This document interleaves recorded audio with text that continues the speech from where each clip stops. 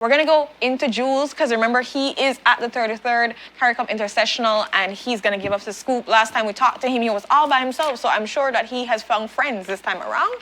Or maybe not. Oh, no friends for you, Jules? We're not hearing you, so you need to click your microphone. No, I'm teasing you guys. Okay. I have no friends. That's how I am in life and at this thing. So I'm over here now at the Sunset Caribe. So this is about 400 feet down, and on the opposite side, on the leeward side, and here is the dreaded media center where the media is kept in a cage all day, right? You're just stay in the media center room. They give you treats, at least? No? No treats and no tricks. I tried turning tricks, but it didn't work. So I just wanted to have a small update on what's happening. So we know that so we're merging now into the SICA Summit section of the event. And so we have a number of SICA prime ministers arriving today. So the entire security and diplomatic apparatus is operating in multiple modes. And we have today at 3 p.m., they're expecting the Vice President of El Salvador, His Excellency Felix Ulloa. And then at later this evening, around 5:30, they're expecting the Costa Rican President, His Excellency Alvarado Quesada.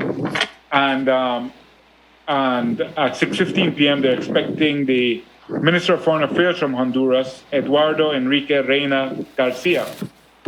And Panama's Minister of Foreign Affairs isn't arriving until 9:30 p.m. tonight. That's Her Excellency Erica Maunes. And all these people are important, and certainly the Costa Rican president is big. But tomorrow, 3rd March, the president of Guatemala, His Excellency Alejandro Giammattei. So the Guatemalan president will be here tomorrow. And so tomorrow morning, and that's when we move into the CARICOM SICA Summit. And that's super important. So all the 12 CARICOM leaders are here, and they will meet with at least 2 presidents from Central America and representatives from all Central American countries. 2 presidents and 1 prime minister, obviously our prime minister. So it will really be a big SICA summit, a CARICOM SICA summit. And it's an important event, but as I was alluding to earlier, the promise of Belize as that dynamic hub between CARICOM and SICA has really not panned out as they had thought it would.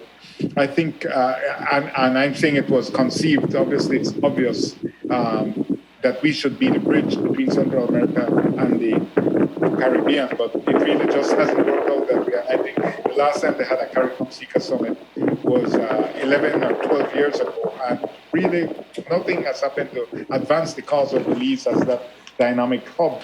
So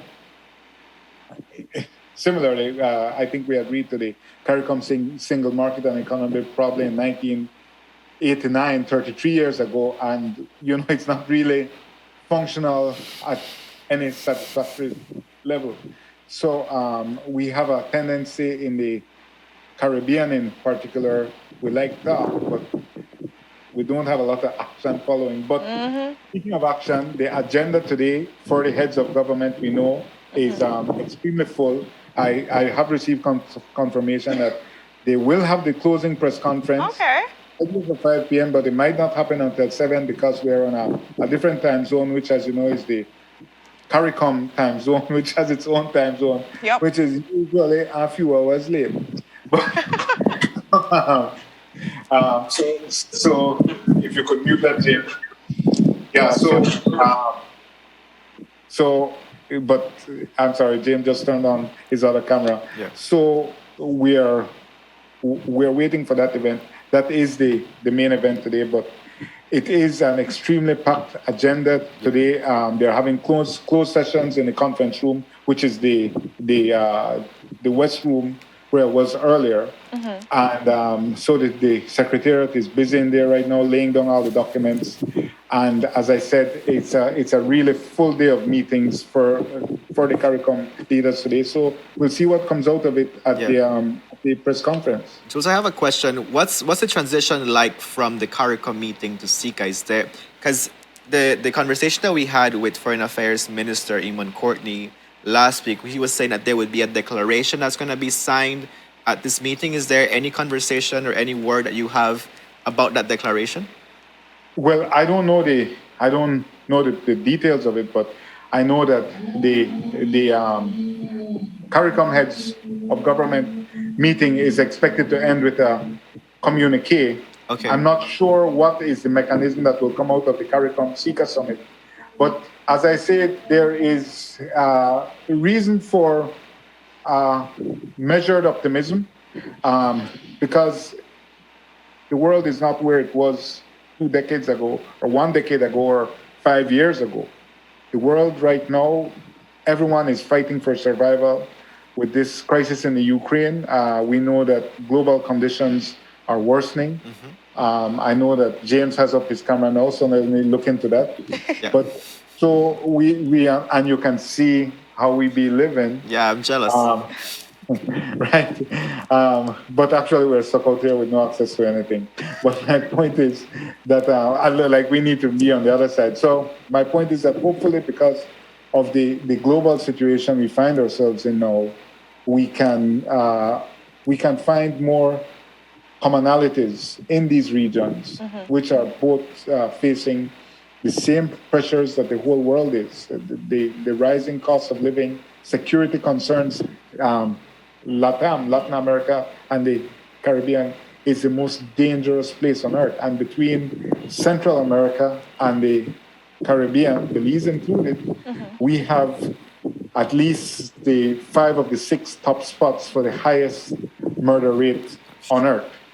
So, like I said, it's really, hopefully, the global and the regional situation being what it is, CARICOM and SICA can find common ground. I think it's an exciting opportunity.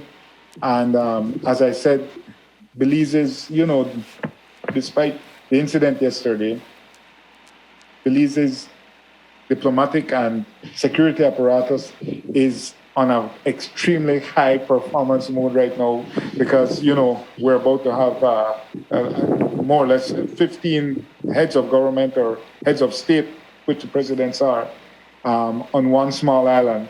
And so it's a lot of movement and a lot of moving parts at this time. Definitely.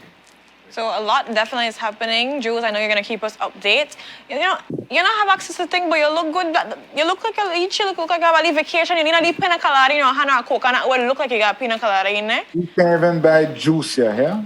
But as I said, where I am, Charisse, all praises to her, was so determined to go across on the other side yesterday, and that's what she did, and that's what created the entire incident.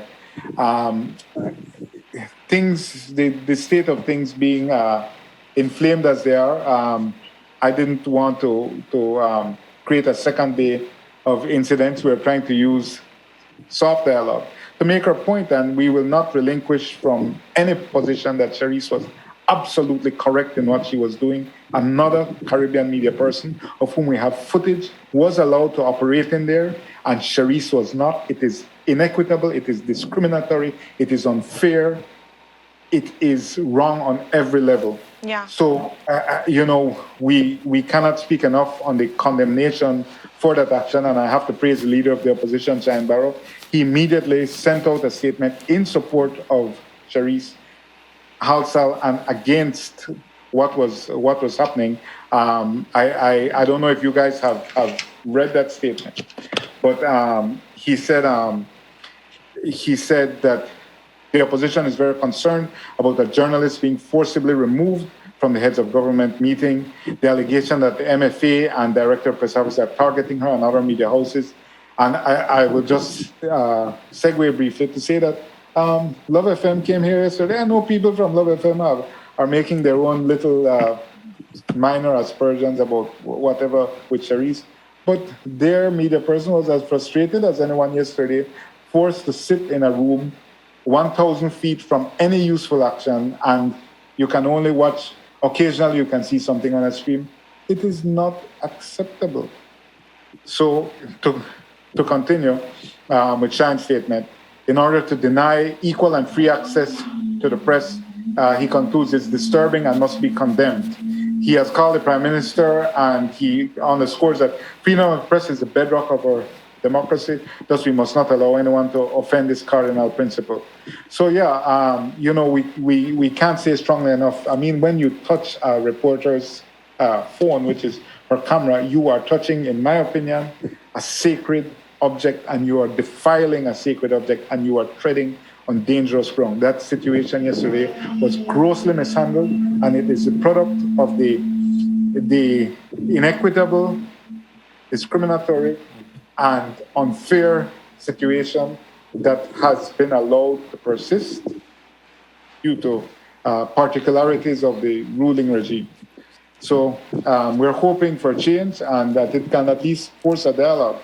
I know I've received a call also from the Prime Minister. He certainly regrets what happened, and you know, we're trying to work with them, trying to move on. I know they go on bad today, but you know, we do what we do to survive. So Definitely. You're on your best behavior. I'm proud of you. You sit down pretend. You're on your best behavior. I love it for you, Jules. But thank you so much for aspire the to your standard, Renata. Thank you so much, Jules, for giving us the scoop. And of course, we'll be keeping you all updated. You can tune in tonight for Channel 7 News and be able to find out what's happening exactly on the scene.